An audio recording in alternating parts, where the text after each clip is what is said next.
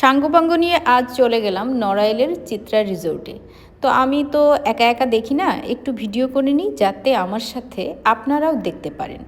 তো চলুন আজ চিত্রা রিসোর্টের কিছু অংশ আমরা দেখে আসি। মানে আমরা যা যা দেখব সেটাই দেখানোর চেষ্টা করব। এই গেটটি মনে হয় নতুন করেছে, এজন্য আমরা এই গেট দিয়েই ঢোকার প্ল্যান করলাম। এ আবার কে মাঝখানে ভিডিওর মধ্যে চলে আসলো?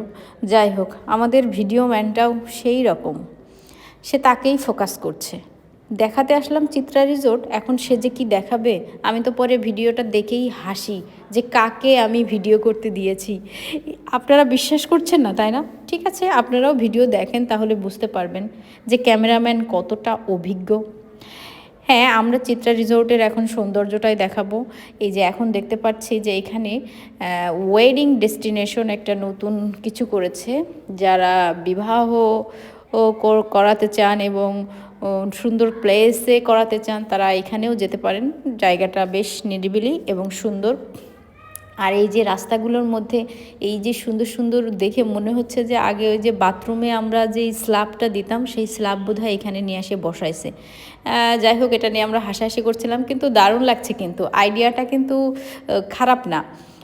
রাস্তাগুলা খুবই চমৎকার লাগছে, মানে গোল গোল গোল গোল ডিমের উপর দিয়ে মনে হচ্ছে আমরা হাঁটছি।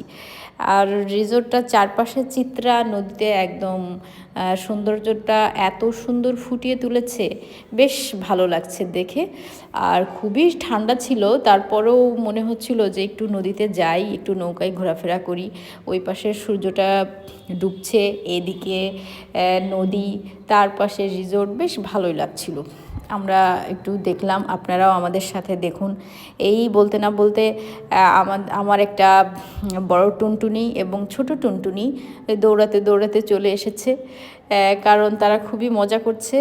এমন ফাঁকা জায়গা দেখলে ওরা খুবই আনন্দ করে। আসলে ঘুরে বেড়ানোটা কিন্তু বাচ্চাদের জন্য বেশি আনন্দদায়ক, এবং ওদের জন্যই আমি এখানে সেখানে যাই, যাতে ওরা একটু আনন্দ করতে পারে। এখানে বাচ্চাদের একটি প্লে জোন আছে, সেখানে কোনায় কোনায় খুব সুন্দরভাবে ছোট্ট ছোট্ট ওরা কারুকার্য করেছে, যেগুলা আসলে খুবই ভালো লেগেছে দেখতে।